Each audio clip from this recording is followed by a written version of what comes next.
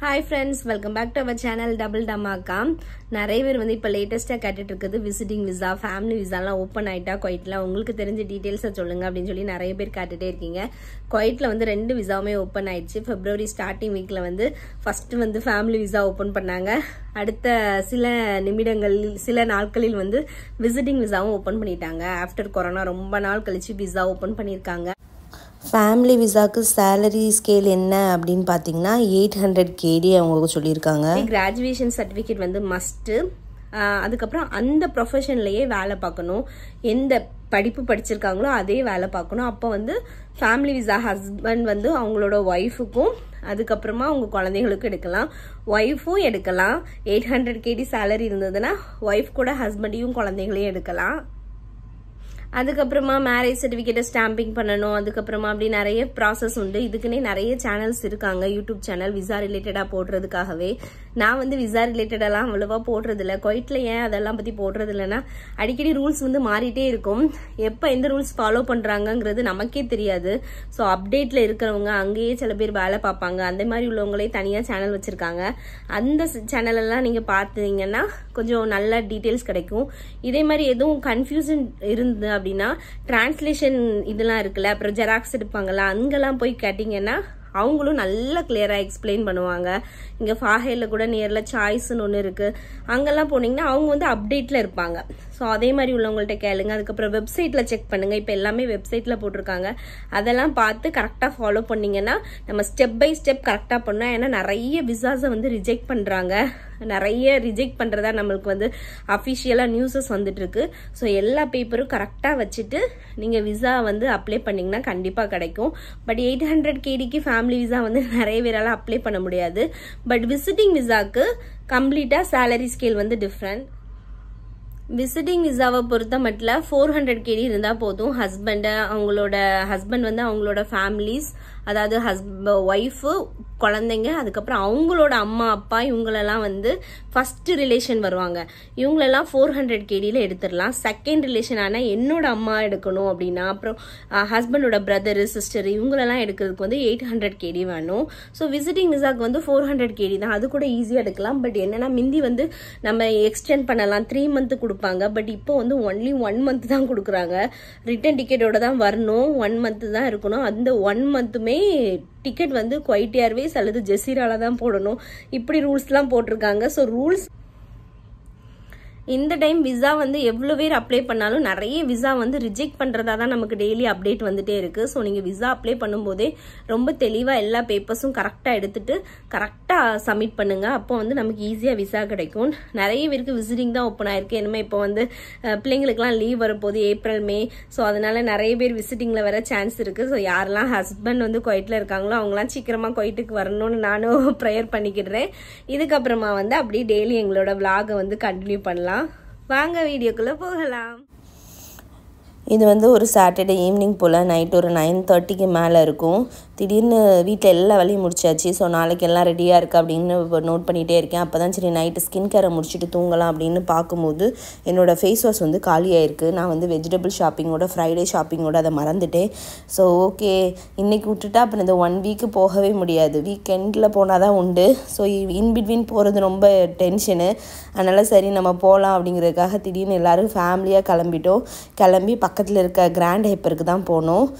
So ஹிமாலயாவில் தான் நான் face wash use பண்ணிகிட்ருக்கேன். அதான் இது எடுக்கவா இல்லை எது எடுக்க, பெருசாகவே வாங்கிடலாமா, என்ன வாங்க, சில நேரம் ஃபேஸ் வாஷை மாற்றுவேன், நீம் வாங்குவேன் அல்லது பிரைட்னரு, சாஃப்ரானு, இப்படி ஏதாவது ஒன்று மாற்றிட்டே இருப்பேன். ஸோ இந்த டைம் நீமுக்கு போயிடலாம் அப்படிங்கிறதுக்காக நீம் ஃபேஸ் வாஷ் ஒன்று வாங்கினேன். அந்த ஒன்று வாங்குறதுக்காக தான் எல்லாரையும் கூட்டிகிட்டு வந்தாச்சு. பட் இந்த மாதிரி கடைக்கு வரும்போது என்ன ப்ராப்ளம்னா ஏதாவது தேவை உள்ளதுக்கு போக எக்ஸ்ட்ரா வாங்குவோம். அதே மாதிரி தான் அன்றைக்கி ஆச்சுது. இது வந்து 1 KD 690 அவ்வளோதான் ஆச்சுது. 1 KD தான் நார்மல் ரேட்டில் தான் இருந்தது. ஏதோ ஃப்ரீ ஆஃபர்லாம் போட்டிருந்தாங்க. ஸோ இதே வாங்கிக்கலாம் அப்படின்னு முடிவு பண்ணிட்டோம். பட் அப்படியே சரி கொஞ்சம் ஸ்நாக்ஸ் ஏதாவது இருக்கா ஃப்ரெஷ்ஷாக அப்படின்னு பார்க்குறதுக்காக அந்த ஏரியா பக்கம் போனோம். அங்கே போயிட்டு ஹேடன் ஒன்று எடுக்கா, நான் ஒன்று எடுக்கே, அப்படி இப்படின்னு 2-3 ஸ்நாக்ஸை தூக்கிட்டு வந்துட்டோம். இதே மாதிரி வெஜிடபிள்லாம் வாங்கி போட மாட்டோம். பட் இந்த மாதிரி ஸ்நாக்ஸ் மட்டும்தான் தேவையில்லாமல் நம்ம வீட்டில் ரீலோட் பண்ணிகிட்டே இருப்போம். அன்றைக்கி ஏதாவது ஃப்ரெஷ்ஷாக சாப்பிட்ணும் அப்படின்னு ஒரு சின்ன கிரேவிங்ஸ். ஏன்னா டின்னர் அப்போ தான் முடிச்சிருந்தோமா, ஸோ அதனால் நம்மளுக்கு எதாவது ஃப்ரெஷ்ஷாக சாப்பிட்லான்னு நான் குலாப் ஜாமுன் எடுத்தேன். அப்புறம் இந்த பன்னெல்லாம் பார்த்தோன்னா ஒரு வேளை ஸ்வீட் பண்ணாக இருக்குமோ, பட்டர் பண்ணாக இருக்குமோ, ஜாம் பண்ணாக இருக்குமோ, தேங்காய் பண்ணாக இருக்குமோ, ஒவ்வொரு பீஸ் தருவாங்களா அப்படின்னு பயங்கர டிஸ்கஷன். ஏதாவது ஒரு பன்னு தூக்கிட்டு வந்துடலான்னு. பட் எனக்கு பிடிச்ச எந்த பண்ணுமே இல்லை. எனக்கு பட்டர் பன்னு, ஜாம் பன்னு, அந்த பன்னு ரொம்ப சாஃப்டாக இருக்கணும், உள்ளே இருக்க ஸ்டஃபிங்ஸ் வந்து நிறைய இருக்கணும், அதுவும் ஃப்ரெஷ்ஷாக இருக்கணும். அப்போ மட்டும்தான் நான் சாப்பிடுவேன். அதனால் பார்த்துட்டு இதெல்லாம் வாங்கலை. ஹேடன் வந்து அங்கே கீழே சூஸ் பண்ணிகிட்ருக்காரு. ஹஸ்பண்ட் வந்து கடலை மாதிரி உள்ள ஐட்டங்கள் அது வாங்கினாங்க. அந்த பக்கம் பக்கெட் பிரியாணின்னு ஏதோ காம்போ ரெடி பண்ணியிருந்தாங்க. பட் நாங்கள் சாப்பிட்டுட்டு வந்துட்டோம். அதேமாதிரி பக்கெட் பிரியாணி சாப்பிட்ற அளவுக்கு எங்கள் வீட்டில் யாரும் கிடையாது. எங்களுக்கு வந்து ஒரு பிளேட் பிரியாணியே போதும். அதனால் நாங்கள் அங்கே பார்க்கல. இது வந்து வெஜிடபிள் செக்ஷனில் ஏதாவது வேணுமா அப்படிங்கிறதுக்காக பார்க்க வந்தேன். பட் வெஜிடபிள் ஒன்றும் வாங்கலை. குக்கும்பரு, கேரட்டு இந்த மாதிரி ஐட்டங்கள் மட்டும் வாங்கிட்டு போயிட்டோம். குக்கும்பர் நல்ல விலை கம்மி. இப்போ வந்து அண்டர் கிரவுண்ட் ஷாப்புக்கு வந்திருக்கோம். அண்டர் கிரவுண்ட் ஷாப்புக்கு எதுக்கு வந்திருக்கோன்னா, ஹேடனோட ஃப்ரெண்டு வந்து ஒரு பாட்டில் கொடுத்தாப்புல. அந்த பாட்டிலில் மேஜிக் பால்லாம் போட்டு ஒரு ஃப்ளவர் வாஷ் மாதிரி செட் பண்ணலாம் அப்படிங்கிறதுக்காக மேஜிக் பால் வாங்க தான் வந்திருக்கான். அவன் விடாமல் எங்களை அவன் கூட்டிகிட்டு வந்ததுக்கு இது ரீசன். நான் ஃபேஸ் வாஷ் வாங்குறதுக்காக வந்தேன், அவன் இது வாங்குறதுக்காக வந்தான். எல்லாருக்கும் ஒவ்வொரு திங்ஸ் தான் வாங்கணும். பட் கூட 2-3 வாங்கும்போது அப்படியே நமக்கு எக்ஸ்டெண்ட் ஆகிட்டு அவன்கிட்ட சொல்லி தான் கூட்டிகிட்டு வந்தேன், வேறு எதுவும் வாங்கக்கூடாது அப்படின்னு. ஸோ அவன் அப்படியே பொறுமையாக பார்த்துட்டே இருக்கான், வேறு எதாவது வாங்கலாமா, ஏதாவது குட்டியாவது ஏதாவது வாங்கிட்டு போயிடலாமா அப்படின்னு. பட் நாங்களும் என் ஹஸ்பண்டும் தான் ஆசாசியாக எல்லாத்தையும் எடுத்து பார்த்துட்ருக்கோம். நிறைய புது கலெக்ஷன், நிறைய சின்ன பிள்ளைங்களுக்கு தேவை உள்ள பொருட்கள் அதெல்லாம் இங்கே இருக்கும். குவாலிட்டி வைஸு கொஞ்சம் நல்லா இல்லைனாலும் பட் நம்ம பிள்ளைங்களுக்கு கொஞ்ச நாள் வாங்கி கொடுத்துட்டு அதுக்கப்புறமா அடுத்தது மாற்றலாம்.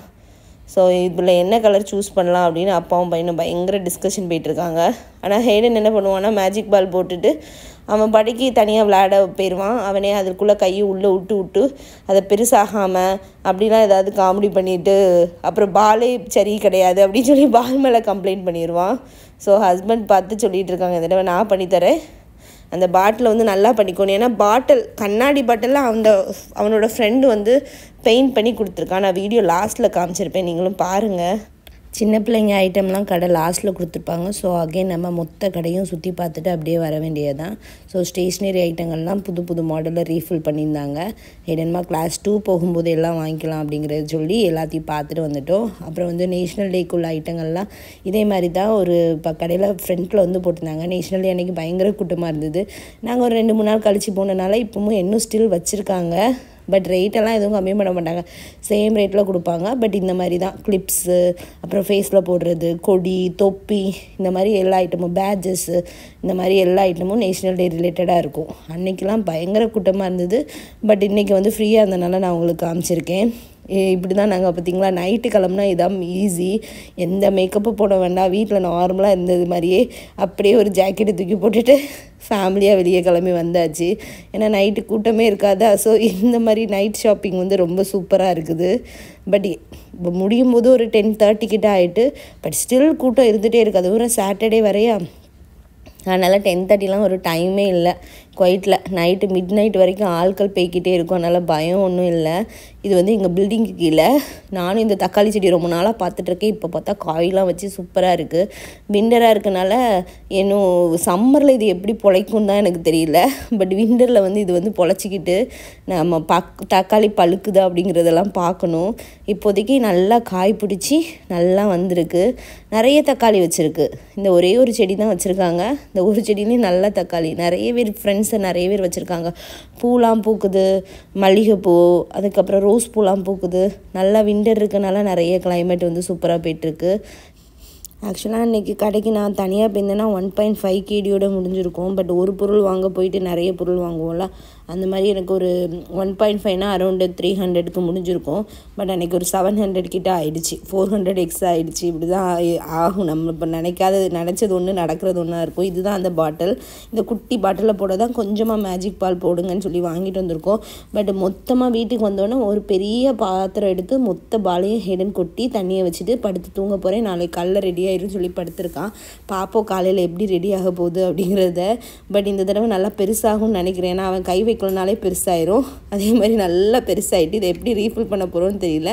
அதெல்லாம் அடுத்தடுத்த வீடியோவில் பார்க்கலாம். உங்கள் எல்லாரையும் நெக்ஸ்ட்டு இன்ட்ரெஸ்டிங்கான வீடியோவில் பார்க்குறோம். புது புது அப்டேட்லாம் வரப்போகுது. ஸோ கண்டினியூஸாக வீடியோ பாருங்கள். பாய் பாய்.